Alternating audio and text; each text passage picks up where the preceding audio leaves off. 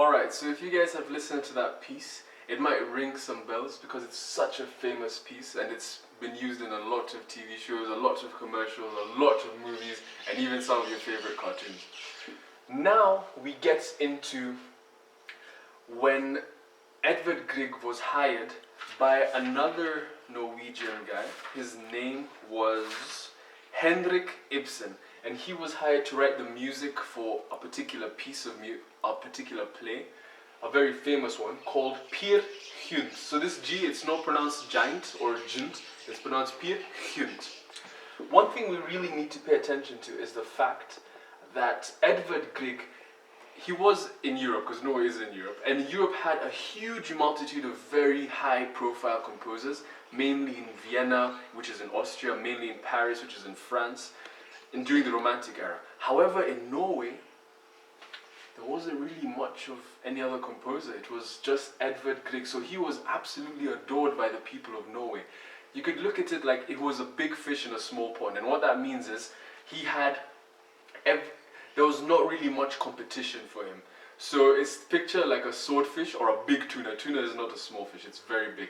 And just imagine it in a small pond in a restaurant somewhere, amidst all these small anchovies and goldfish and clownfish like Finding Nemo. You can't help but notice it because it's such a big fish. So he was a big fish in a small pond.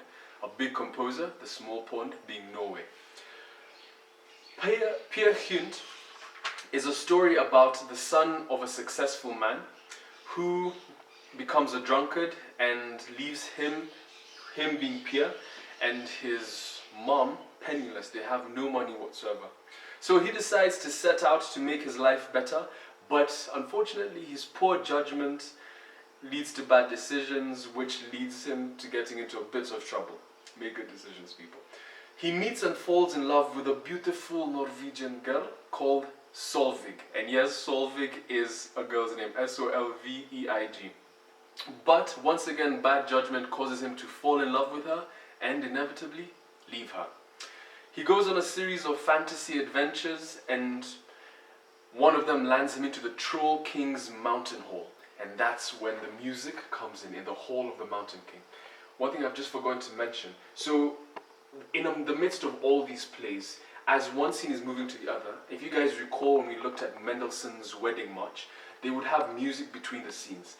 And so that was called incidental music. So here comes this piece of incidental music in the Hall of the Mountain King, where we find our protagonist and our lead character, Pierre Hughes, tiptoeing through the Hall of the Mountain King, and what is going to happen.